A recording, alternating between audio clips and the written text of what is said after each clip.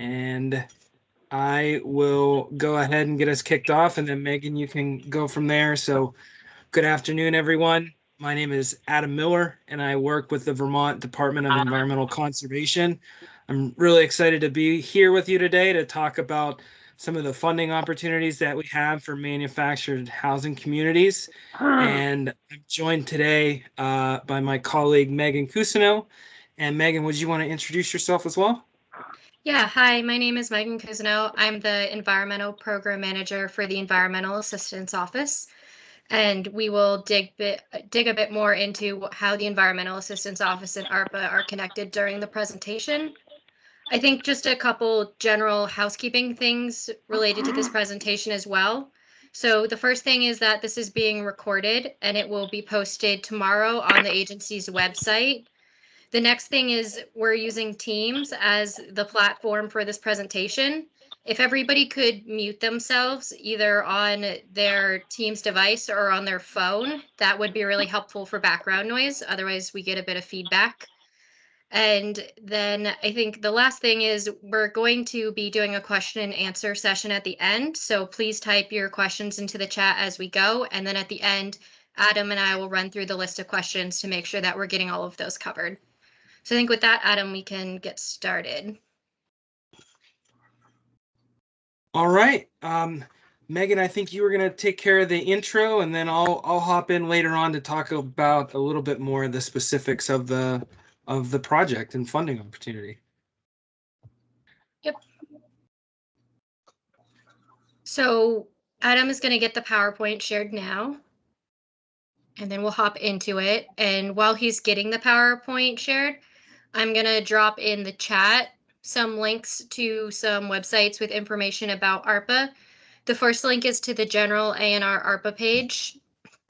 The second link is to the ARPA page specifically related to improving drinking water, wastewater, and stormwater systems in manufactured housing communities. And then the third link is to fill out a form to get on the list. If you fill out this form, you'll be added to our mailing list related to this funding. So anytime we have any updates, we'll send the information to you. So I just dropped those links in the chat now. Another really helpful thing for us would be as well is if everybody that's here would like to drop in their name, their email address, and what their related interest is. So if they're an MHC co-op owner, if they're a development group that helps, if they're another state agency, we'll follow up with any of the emails that we get in the chat to send an email with the link, with a link to the presentation and a link to the recording of the presentation. So yeah, so this presentation is on improving water infrastructure in manufactured housing communities. The general agenda is first, we're going to explain what the ARPA Healthy Homes Initiative is. Next, we'll dig into how EAO and the Healthy Homes Initiative is connected. After that, we'll go into criteria to qualify for this initiative. We'll go through the funding buckets, examples of eligible projects. We'll talk about what the environmental review requirements are, complementary funding sources, our general timeline, and then have that question and answer session. So first, the Healthy Homes Initiative, MHC, it was started because many manufactured housing communities, or MHCs in Vermont, struggle to provide clean and adequate drinking water, wastewater, stormwater, and drainage systems.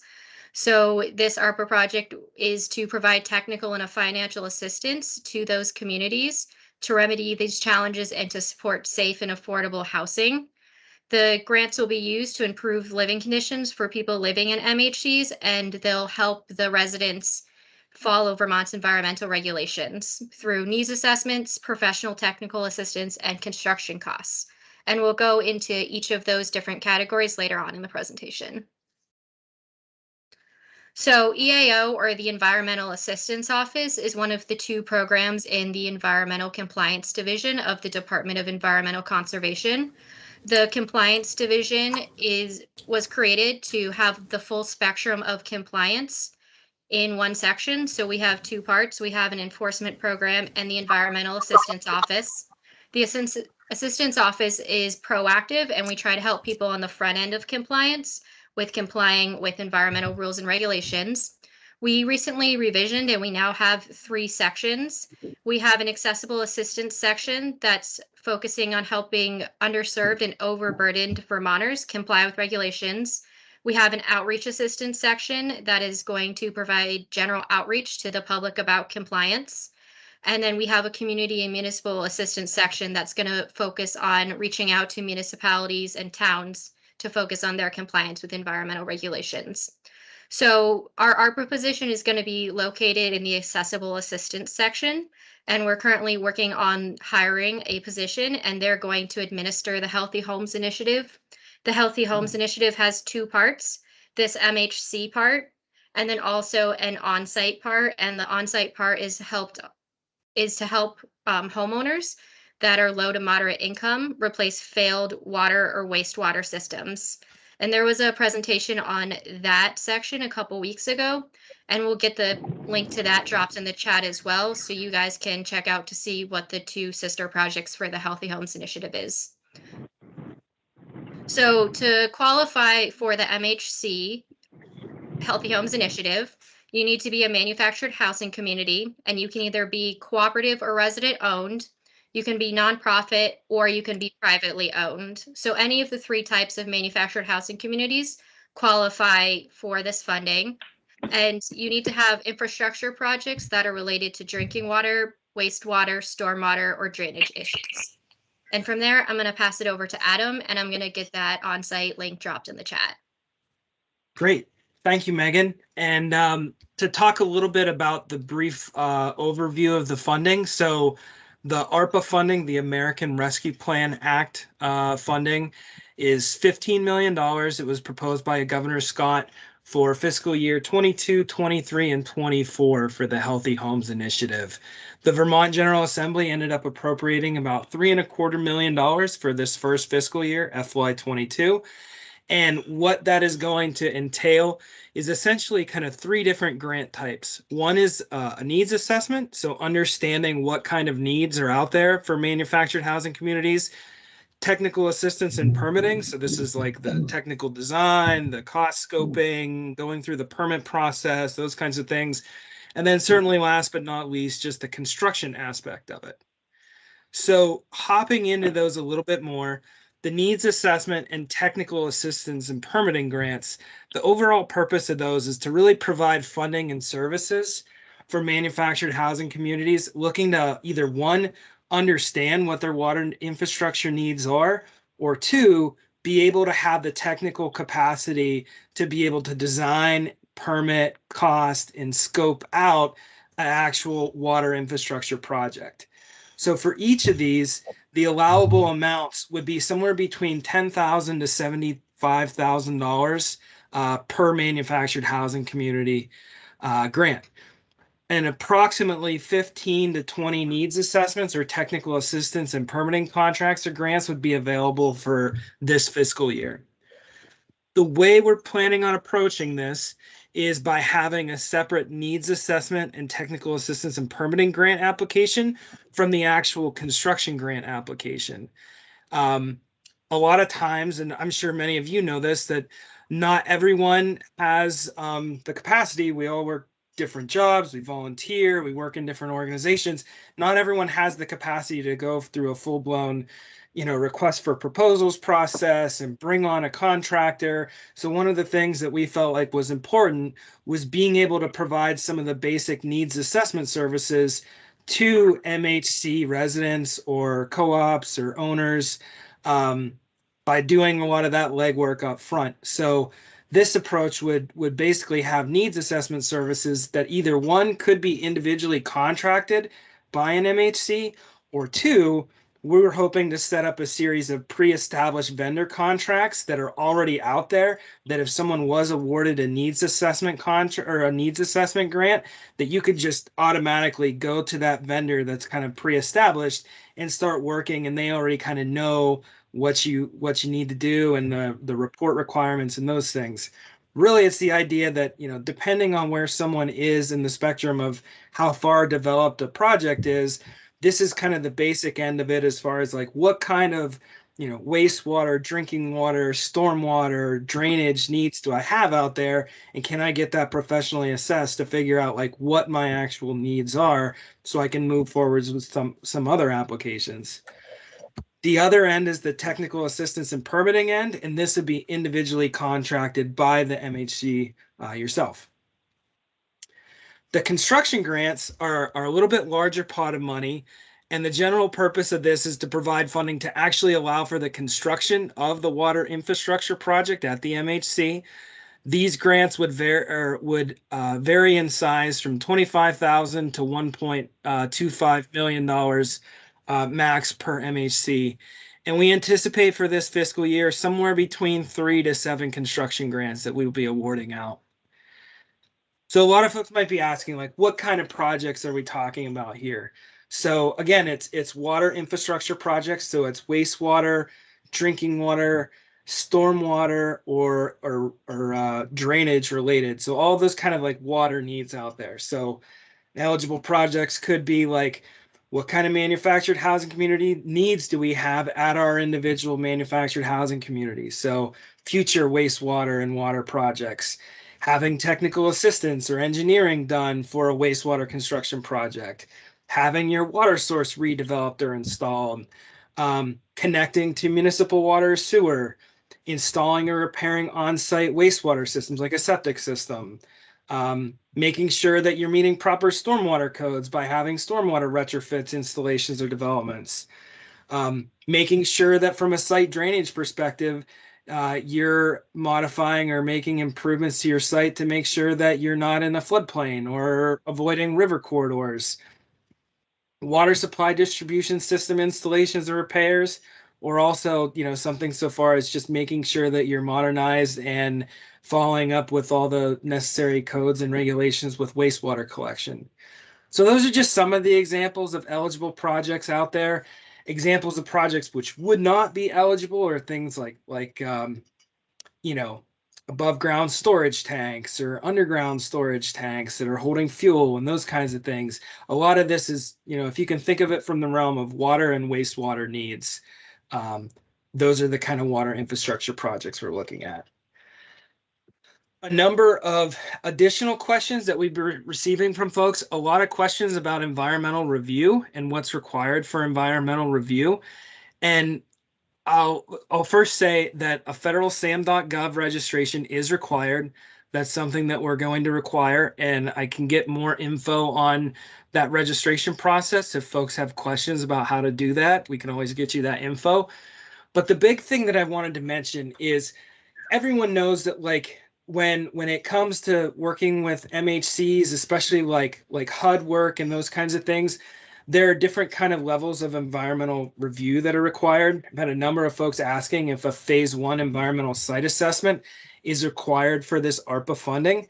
And basically, to break it down, is if you're looking at just utilizing ARPA funds for your project at an MHC, the National Environmental Policy Act and Phase 1 environmental site assessments do not apply in this case. However, if you are engaging and utilizing other federal financial assistance programs like RD or other programs that might end up having these kind of different environmental review policies that are attached to them, then the project does need to have those elements that are incorporated into it. So for example, if you are utilizing USDA rural development, something like that, that kind of a grant or a HUD grant that would have some sort of a requirement to do a phase 1, even though you have ARPA funding for this project and standalone, it wouldn't need to have a phase 1 because you are utilizing those other funds. Those phase 1s and that National Environmental Policy NEPA Act do come into effect. I started mentioning some of the complementary funding. There's lots of complementary funding out there, and these are just examples of some of them. I want to thank a number of our colleagues who are on the call today for kind of working with us, and we continue to look forward to working with you on making sure that we can find the most efficient, effective means that we can complement each other in our work and making sure that we're able to get the best bang for our buck with being able to provide funding for manufactured housing communities for water and wastewater solutions. And last but certainly not least, I wanted to talk a little bit about our timeline. I think everyone's kind of been anxiously waiting and anticipating having this funding out soon.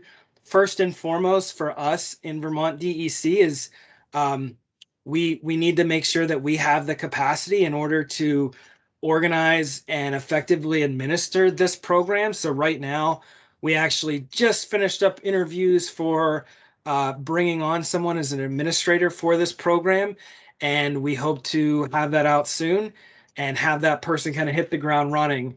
So for the month of December, we're planning on bringing on this person. We're hoping to establish the grant application materials and criteria for this month and next, and we're going to be working with a number of folks to develop that criteria and those packages.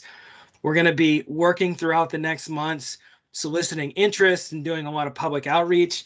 I would say this probably isn't one of the last conversations we have. This is the start of a lot of our public outreach and conversations on this funding bucket and the requirements and the opportunities that are available through it. But we're going to continue to be doing this work throughout the winter time. And then what we'll do is we'll make available our needs assessment contract and technical assistance grants in February. We're hoping to get our construction grant application period going in February. Then we'll start reviewing applications, hopefully in March. And then our plan is, because we're looking at additional funding for upcoming years, is to have the end of the state fiscal year, which is June 30 of each year, to have as a rolling application deadline for grant applications. So I feel like we've been going through a lot of stuff here, and one of the most valuable things for us and hopefully for you is just going through and having conversations as far as questions and answers. So at this point, Megan, I will open it up that we can start taking some questions and answers. Yeah, so we're going to start the question and answer session. I think before we hop into it, just a quick reminder, if everybody could mute if they're not muted, if they're not speaking, just to help with some background noise. I just did a quick scroll through the chat and I have not seen any questions yet, but if people want to start typing questions into the chat, if you can use the raise hand feature on Teams, and if you raise your hand, we will call on you, and I will wait a second for the questions to start rolling in. I know we covered a lot of information in a pretty short period of time.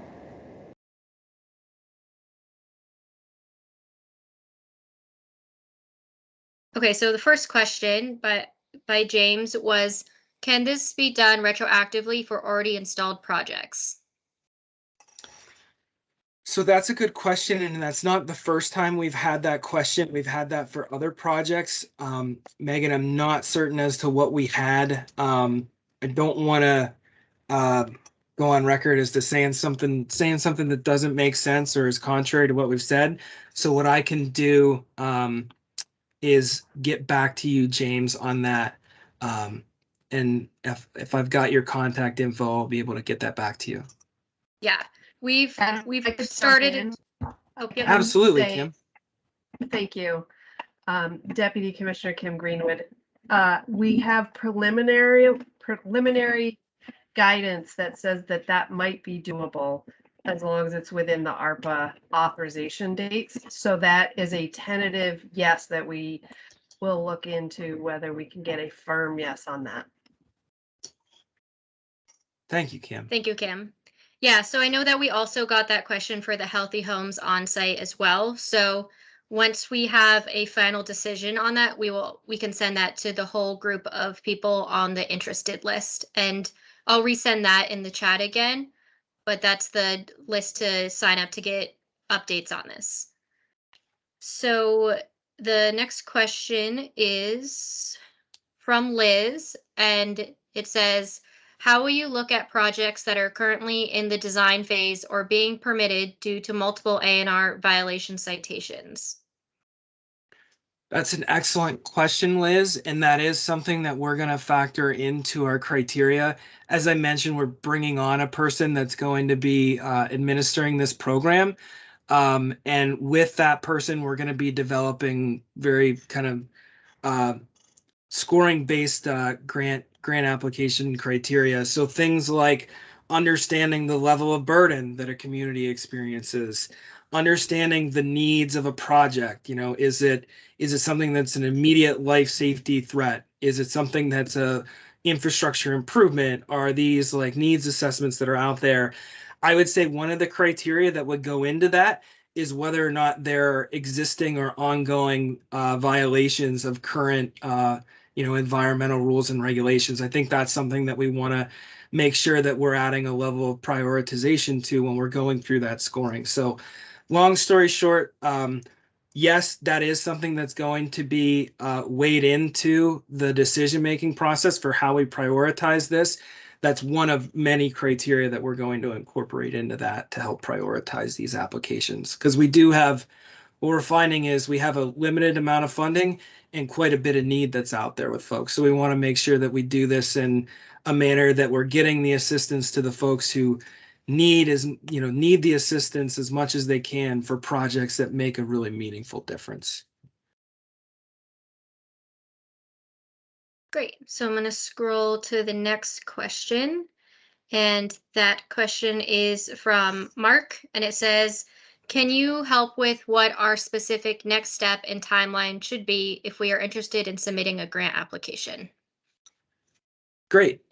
Thanks for that question, Mark. I think one of the things that you can do is if you haven't already signed up on the website to be part of this email distribution service. So I'm not sure how you exactly kind of receive the meeting invite for this, but if you haven't signed up online for getting on our mailing list as being an interested person to know more about MHCs and this funding bucket, we really want to make sure that we maintain a robust list of folks to provide continuing information to. So that's like the first step I would suggest. The next step is if you, depending on where you are in your process, maybe you're already in technical design, maybe you need to do needs assessment. I would say just start having those conversations about how is it you want to approach things. Do you want to apply for a construction grant? Do you want to apply for a technical assistance design and permitting grant? Or do you want to have a needs assessment done? Kind of understanding and getting consensus among the community on where you'd like to go, I think is a great next step. And then also what I would suggest is there's a lot of other partners that are out there. There's USDA, there's ACCD. We have a number of our partners that are kind of on this call right now. And I would suggest that if you're looking at this potential opportunity, it might be worthwhile to also look at other opportunities that you can either join together with or explore the full range of resources that are out there, that if you are kind of deciding what project you want to prioritize, there might be a way that you can kind of have these other organizations that we can all kind of work together. So I would say right now, first and foremost, get on the list for making sure that you're in constant contact with us. Second, try to reach out to your community and find out what projects you really want to prioritize. And third, look at the other partners that you're working with and see if there's opportunities that we can kind of join and get the best bang for our buck. Thanks for that, Adam. I just want to quickly add in that we dropped the link to get on the list in the chat around 1:20. It says sign up to get updates here.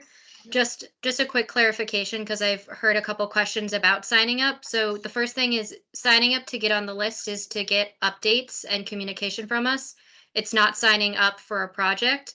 That'll come later, and we'll communicate once we've gotten that process going. The second thing is you don't necessarily have to have a project in mind to get on the list. When you click in, there are some questions about if you have a project already in mind. If you do, fill that out because it helps us know what the current universe is. But if you just want to know what's happening, then just sign up and you can leave that information blank. It's just really helpful to get your contact information so we can keep contacting you as we go forward. So I'm seeing a hand up, so let's go to that and then we'll get back to the chat. I think it is Matt's hand.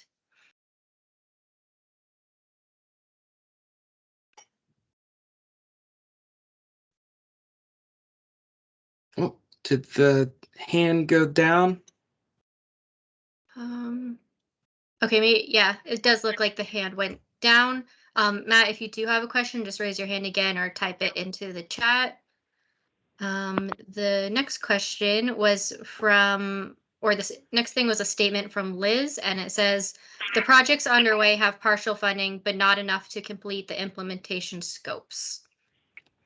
Yep, and Liz, I do know that that's one of the things that we've been talking about is other projects that are ongoing that basically just need an infusion of additional funding to be able to complete. And I think that is something that we factor into kind of the prioritization factor is, what can get us the most, maximum benefit and help out. So I think that would be a consideration that we would factor into a grant application for scoring.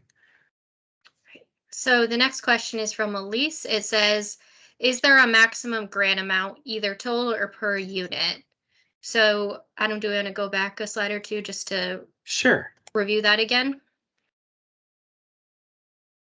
So for needs assessment and technical assistance and permitting grants, the max is 75,000 per MHC. The minimum is 10,000 per MHC. And then for construction grants, the max is 1.25 million and the minimum is 25,000. Yes. And we'll be posting these slides on the website tomorrow. So this information will be available for everybody to review a second time. And we'll also, again, just a reminder, if you dropped your email in the chat, I'll be sending you a follow-up email with all of the links that we've sent today, the recording of the presentation and the presentation. So I'm seeing, oh, sorry, Adam. Oh, and I was just going to say, so Elise, I might have misread your question a little bit. So if I'm reading it right, maybe your question or concern was whether or not this was like per project, per grant, or per MHC. And what we ended up looking at is in order to kind of equitably divide this out, we wanted to divide it out as an amount, a max and a min per manufactured housing community. So not necessarily per project, it would be per community that's out there. And I think one important thing to add too is we're in year one and the ARPA funding goes a couple years. So one thing that we're going to be doing is looking at the scope of need and what happens in our first year of implementation. And if we realize that there are any updates that are needed to the program, we will be making updates and amendments. So year 2 and 3 might look a little bit different than year 1 based off of how the rollout of year 1 goes. Our overarching goal with all of this is trying to make sure that the money that we're providing and the financial assistance that we're providing goes to helping out Vermonters that are the most in need. And if there are ways that we learn through this process in this year that there are better ways to do it, we're more than open to looking into those possibilities. And that's our overarching goal. So the next question is from Jonathan, and we might have covered it, but it says, could you please confirm the maximum percentage of total project costs that grants would cover for each stage of the process, if not 100%? Trying to look at that question real quick. Yep. It was at 1:18 p.m. 1:18. There's a lot of comments here. I'm trying to sort through them. My apologies. Maximum percentage of total project costs that grants are covered. So that can be up to 100%. It doesn't have to be. If there would be an award that ends up covering, a portion of it, and you already have funds that are dedicated towards that. I think we would have concerns if this was a project that would go to funding 50% of the project, but then there is an unfunded 50% of the project. Our desire is to be able to get this financial assistance out there in a manner that it's moving quickly. So if we're providing this money, we want to make sure that it's going towards other money that would additionally be secured to be able to move forward with the project in a time efficient manner. So I would say that percentage can vary, Jonathan, anywhere from 100% kind of going down to what that need is, with the understanding that we would want to have other funding kind of identified as already being available for the project. Great. So I think I'm seeing Matt's hand back up. So Matt, if you want to unmute and ask your question. Yes, sorry about that. My call worries. dropped just when you were calling on me before.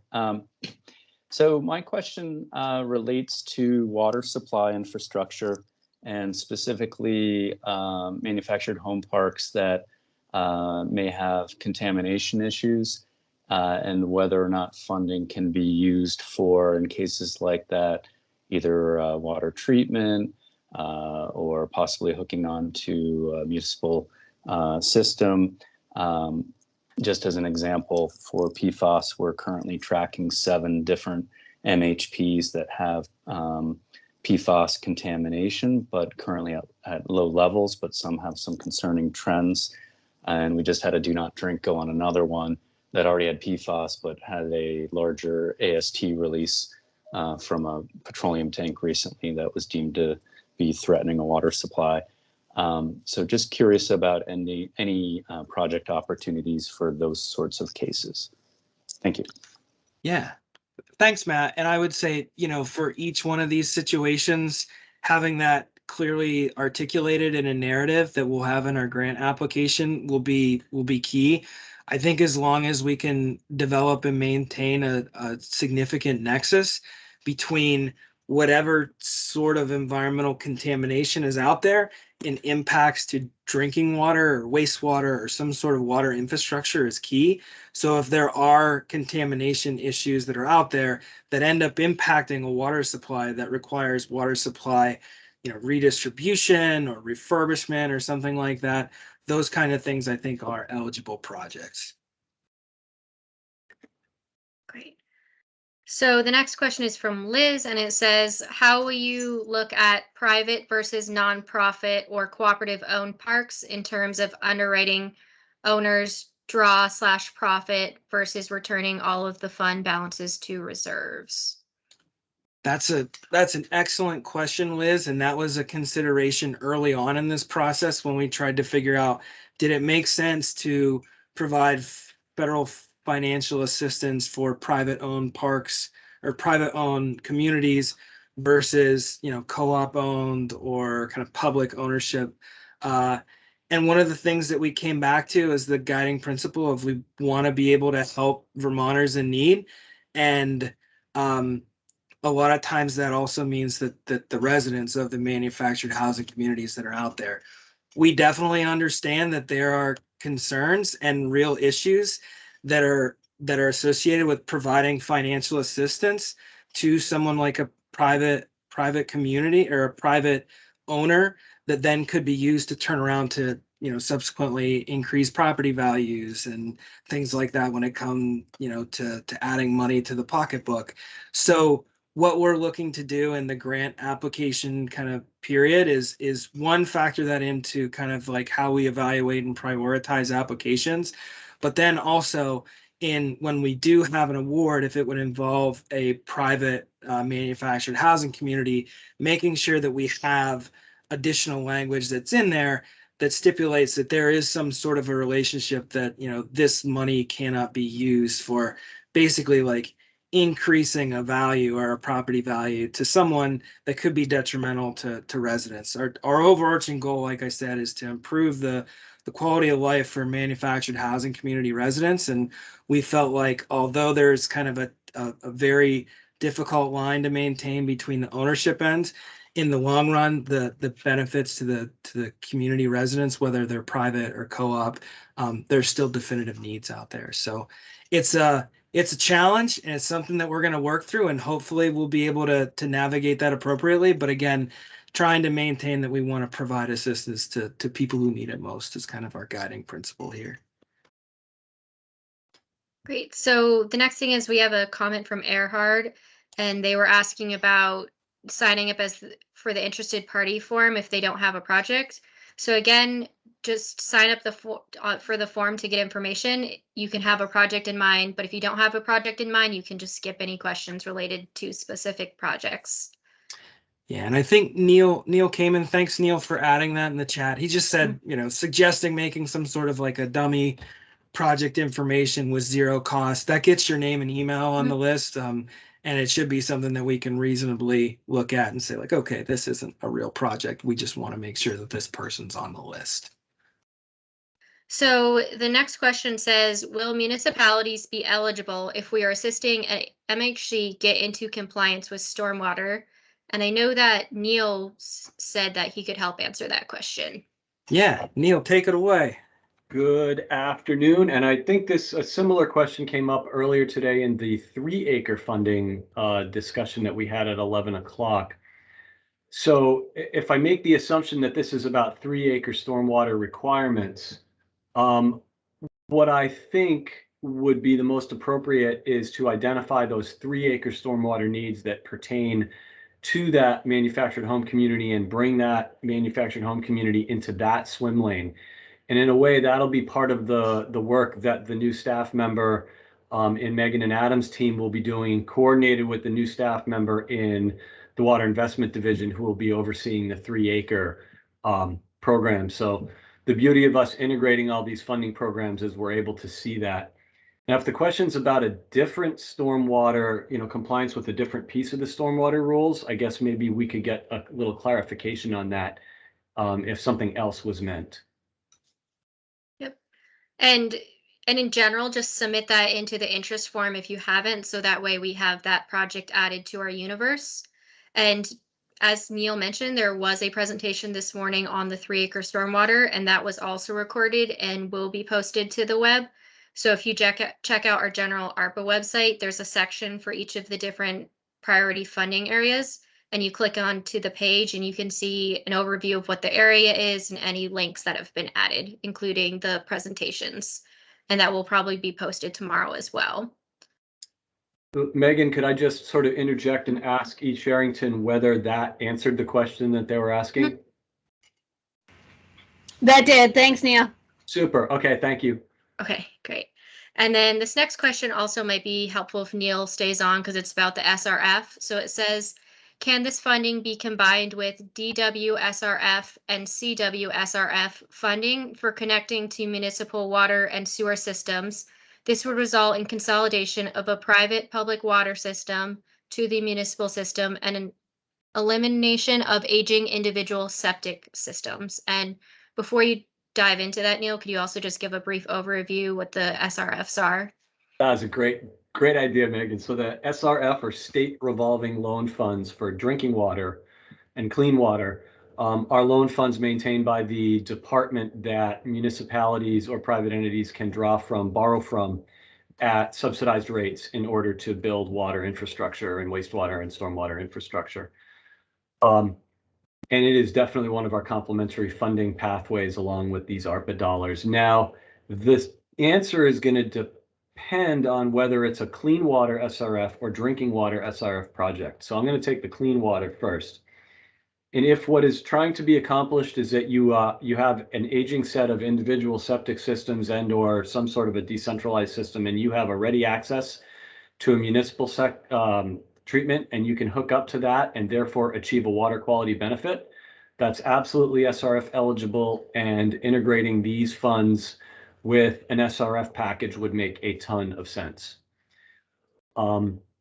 If you are looking to extend a sewer line out to a manufactured home community in order to restore septic service and to take a bunch of failing septic systems offline, there's a specific test that needs to be passed to make sure that you are actually alleviating a septic problem where the most cost-effective manner of alleviating it is the actual extension of the sewer line to the manufactured home community. And that's an anti-sprawl provision.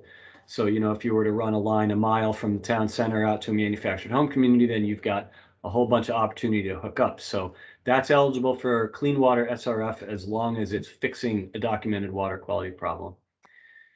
Drinking water is a little bit more nuanced, and it depends on the ownership and the size of the drinking water system. So I think we'd need to take that one offline and learn a little bit more about it before I was able to tell you whether it's SRF eligible specifically or not. And just one big overarching piece is the general eligibilities for all of these American Rescue Plan Act water infrastructure dollars is that if they're SRF eligible, they are ARPA eligible. But Great. drinking water is just nuanced enough that I don't want to get over my skis in this session. Thanks, Neil. Yep. And so also just to add in before we go to the next question, at the end of this meeting, we will be providing both mine and Adam's contact information. So I know that we have a variety of different stakeholders on this call right now, and we have manufactured housing community residents, members that are in co-ops, and we have towns, and we have community development groups and other state agencies. And I think sometimes working with the state, we can dive into details, and sometimes diving into details can be a bit confusing if you're not involved in this stuff all of the time. So if anybody wants to talk offline about some of the questions, any other questions, we'll be happy to take that time and explain things to you again in different ways or in any way that's needed in order to get the process in a way that it's understandable for everybody. We also, part of the accessible assistance section is we have one person that's already in it and we're hiring another person. So there'll be 2 other people in the section while ARPA is being implemented that will be able to help with some of this communication and really be able to spend time explaining things in a way that everybody understands them. So we just want to be clear that if this seems a bit jargony or if it seems a bit too complicated, just let us know and we'll work on breaking it down until everything's understood by everybody. Excellent point, Megan. Thank you. So the next question is from Amy, and it says, how realistic is the timeline if you do not have an application or list of priorities yet? Amy, that's a great question. That's one of the things that's on our radar. We want to make sure that we make this funding available for the next construction season. So we're really trying to move this ambitious timeline forward. First and foremost is getting a person on, and we're hoping that we can bring that person on and have them hit the ground running with getting those materials together. I will say that if there are changes in the timeline or we need to make changes to those timeline, it's really important to be on the list for updates, because that's something that we want to make sure that we communicate out with folks. So you're in the most up-to-date manner possible. You know what's going on as far as our timeline and when things are out for advertisement and those kinds of things. But excellent question. That's something that's definitely on our radar. Great. So our next question is from Jonathan, and it says, is there a maximum amount of grant funding available per owner/operator, or is it just per community? So, Jonathan, I might have answered this before. Did my previous answer as far as how it was available per manufactured housing community, did that address your question?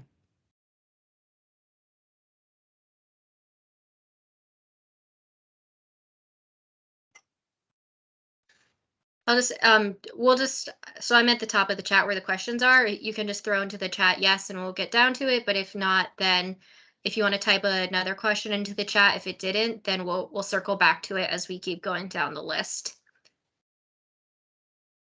So the next question is from Wendy, and it says, our town is updating the main lines in our park community. This puts us in the position to update our tenant service lines and heat tapes.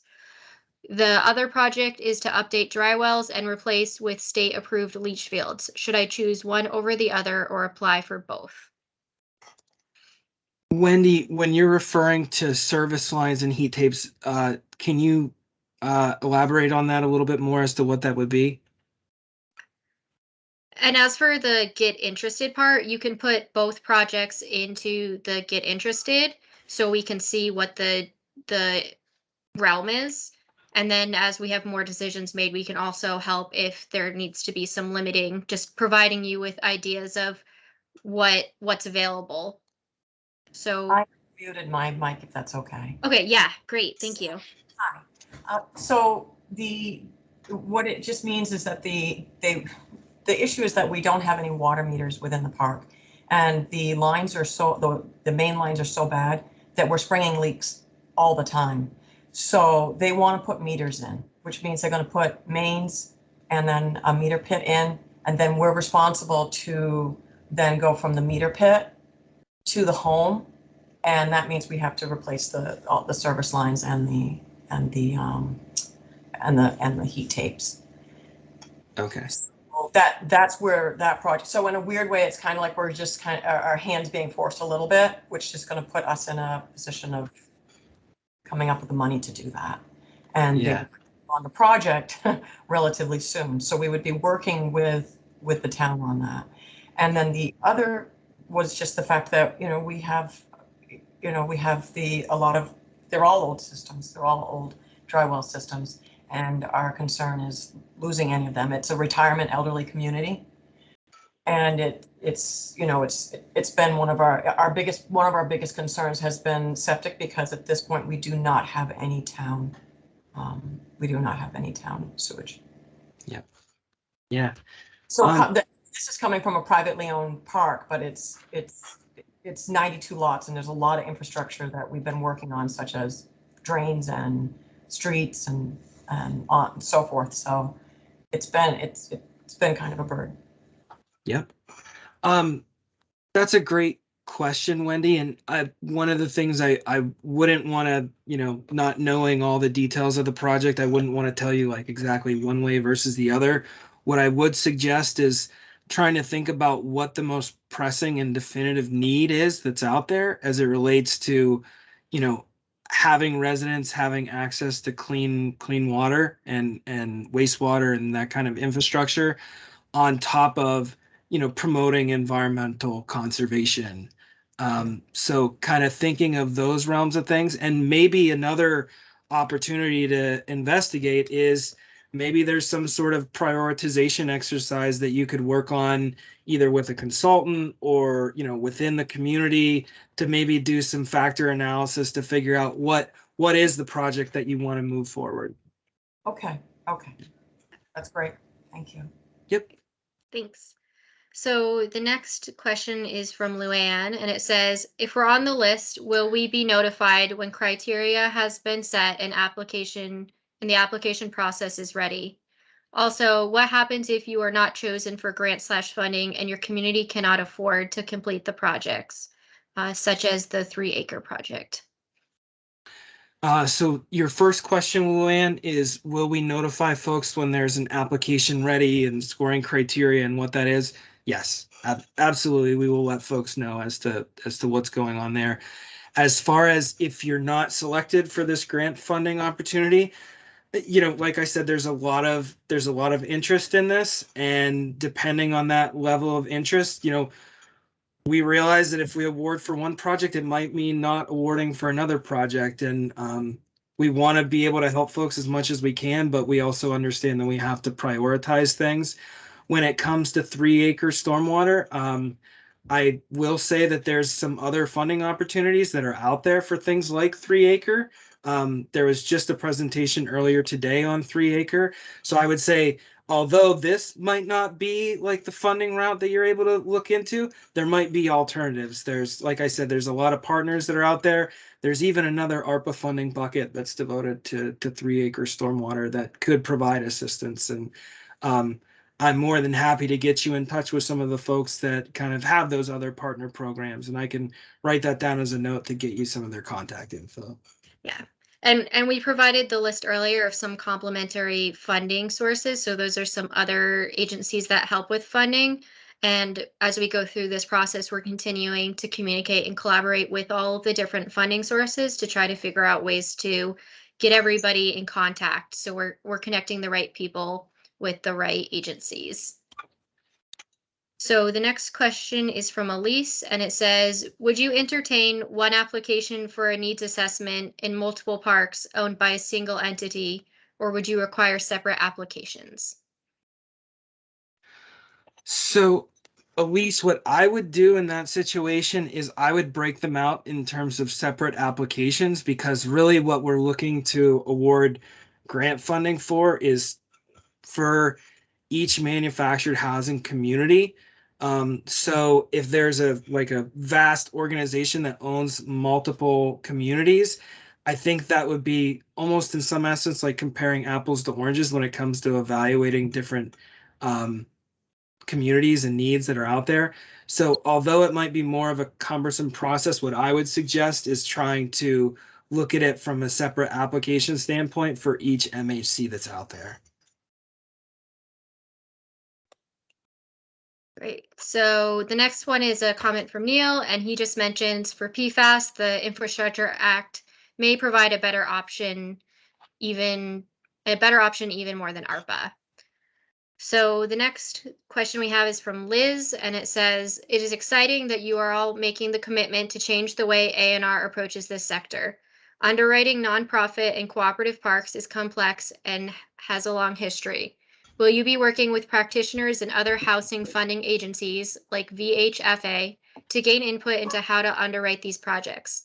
Thank you so much for all that you're doing to try and bring more solutions to these communities. Yeah, thank you, Liz. We really appreciate that.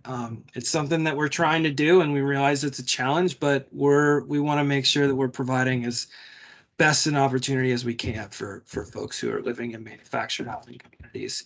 I will say, just prior to the holiday, we ended up meeting with a few partner organizations. One of those organizations was VHFA, where we had a discussion about kind of private ownership and the intricacies with that.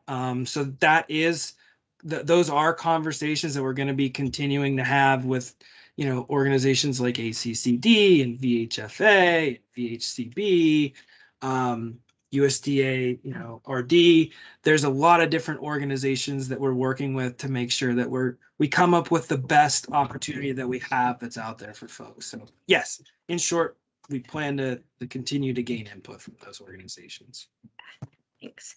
So the next question is from Nate, and it says, how does this funding interact with the 3-acre compliance funds available? And I think we might have covered that with Neil's part.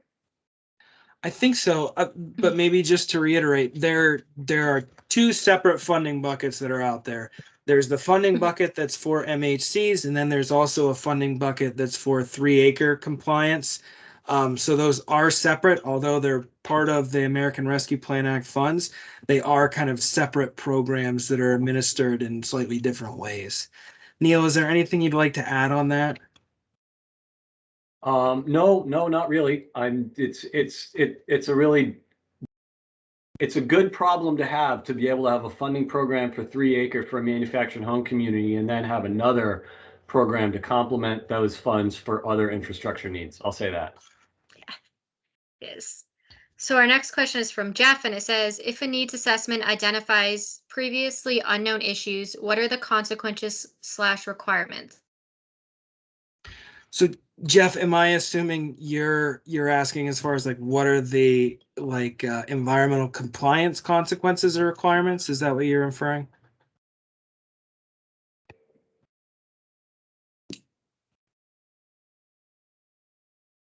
If you discover some sort of like an issue, like you have a failed septic system that you understand through the needs assessment. I think what I would say in that case is if you have identified something that was previously unknown and is now known, and it is some sort of a potential violation that's out there, first and foremost, like reaching out and working with us is key. And I would say if there is a previously unknown issue that was identified, I would say that's where the needs assessment process is working really well. We want to make sure that funding that's going and that's available for a needs assessment goes into understanding kind of broad spectrum, what are the needs that are out there. So if there was something that wasn't identified that now all of a sudden is identified, that's great. I think that helps out with kind of future subsequent years with having a very compelling grant application to be able to move into the next phase to provide assistance for being able to resolve some of those issues that might occur. Great. So I just wanted to do a quick check-in. So we're at 1:53, so there's about 7 minutes left, and we have a lot of questions in the chat. So we're going to work on getting through them. Adam, are you able to stay on past 2 at all, or do you have a commitment? I can move some things if I need to. Okay, great. So we'll work on getting through as many questions as we can, but if we do reach a point where there's more questions than time, we'll take down those questions and we'll get the answers back out to the group as well. So the next comment is from Christine, and it says, Neil, would it be best to continue the DW SRF eligibility discussion with Megan Young? And then it looks like Neil replied and said, Megan will know those distinctions well. Also, Patrick Monk's in the Water Investment Division. So I think that Christina and Neil and the other DEC people might connect offline to get into more details about that. Sure. So the next question is from Amy, and it says, if you secure ARPA funding, does this mean that there is someone from the agency who can help facilitate permit requirements with the agency to implement the project? Yep. Amy, that's a great question. And the answer to that is yes, there is someone that can help facilitate permit requirements. Megan had mentioned how recently we went through a revisioning of our environmental assistance office. And part of that revisioning was making sure that we had staff that were specifically available for providing assistance on things like permit requirements and needs that are out there to folks who are, in underserved or overburdened communities. So this is a prime example where we have staff that are available. We also, I'd be remiss in adding or not adding that we actually recently launched what we call our Permit Navigator tool. And a Permit Navigator tool is an online application, and I'm sure we can share it in the chat. But it's an online application where someone can go in, put a dot on a map. That map references a number of our databases like wetlands maps and all kinds of different well layers and things like that, and runs folks through a series of plain language yes or no questions on their project that they're looking to do. And then based off of that project at the end, it ends up actually formulating a Permit Navigator result that says, based off your answers and the information we have, we think these are the permits that you might need. Here's the person that's geolocated for your project area that you need to touch base with. Here's how much the permit cost. And here's what the typical timeline is for getting a permit. So this is something that we can help provide assistance in, but we're only available in kind of the normal business hours. So this is an opportunity that on an online application, someone could go through at midnight at night and be able to kind of fill this out on their own. And it's not going to necessarily trigger something right from the get-go that you're going to go into a big environmental analysis. This is something that's meant as an assistance tool for someone to understand, if I'm doing a project, what are the needs that are out there? Yeah, and I And I just see dropped Amy that raised link. her hand too. Yeah, just to follow up, I think it's also, I think that's great, and any of these tools are going to be really helpful. But I'm thinking specifically, I mean, mobile homes are probably some of the densest water repair and sewage repair systems that you might encounter. You're probably not strangers to difficult technical questions, but you're going to get a boatload of them with the mobile home parks. So it's just, making sure that there's a really good connection so that some of these harder questions don't just fall into a black hole of, there's not a good answer. So how do we get there? Yeah, that's a great point. And like I said, we have those staff that we're specifically kind of designating to being able to provide assistance for folks like manufactured housing communities. So that's something that we especially want to make sure that we're developing and we're reserving those assets to be able to apply in a situation like this. And I'm happy, like Megan said, we're bringing another person on. We're hiring this ARPA position, but we already have someone working in our accessible assistance program. So that's someone that we specifically have and can point someone to if they have those kinds of questions. Yeah, and I dropped the link to the Permit Navigator in the chat, and we'll also send that out in the email that we follow up with. So next in the chat, Neil dropped the get on the list for the 3-acre support. So for each of the different ARPA eligible projects, there's a get on the list for each of them. So that is the one for the 3-acre. There was the one that we dropped earlier for this MHC one. And then we also dropped a link earlier for the on-site wastewater. So you could also sign up to get on the list there. But we'll follow up in email with all of these links just so everybody has a chance to see them. Our next comment comes from Arthur Hamlin, who works in ACCD, and you guys are probably familiar working with Arthur as MHC interested parties, and we've been communicating with him, and we plan to continue to collaborate with him. And it says, point of information to keep in mind is that private for-profit owners are not eligible for most other public funding agencies. So yes, that's something that's true. We did point out some complementary funding sources. Those are mostly for the not-for-profit or the nonprofit and the cooperatively owned ones. So we will be thinking about that as we continue to connect MHCs with potential funding sources that are complementary to ARPA. Do you have anything to add there, Adam? Nope. Makes perfect Okay. sense. Thanks for mentioning that, Art. Yeah. So we had a couple of comments about the 3-acre list. So I will make sure to send that in our email as well for anybody that wants to get signed up for the 3-acre interested parties site. The next thing is, let's keep going. Still about that link. I think it's mostly Okay. about that link that's not working Yep. for some folks. Scrolling through. Okay, so we're just about at time. So if anybody else has a last minute question, we'll stay on for another minute or two to get those out there. Otherwise, we're gonna follow up with an email to everybody that's already on our list or to anybody that put their email in the chat. And from that, we'll send you all of the links from today. We'll send you the links to our website to get on the list, as well as this presentation and our contact information and the recording of it. And if anybody just has any general questions that you want to talk about offline, you can reach out to Adam, you can reach out to me, and we'll be happy to dive in further. This session was the preliminary, like this is the funding, this is what we're thinking, but we are waiting on that ARPA positions to start to really get a lot of the details more in place. And as soon as we have more details, we will be reaching out with those. Adam, I don't know if you have any closing words. No, I just want to say thank you so much for taking the time out of your busy schedules to talk about this. It's really important to us that we do this right, and I view this as kind of a tryout to demonstrate that we can make a meaningful difference in the MHC world. And hopefully what that does is that sets us up for a solid future in being able to secure additional funds and be able to do additional things in the future. So I'm excited about the opportunities that we have now. I'm more excited about the future opportunities that this could create. So thank you all. All right, with that, we'll conclude. Thank you so much, everyone, and have a great day.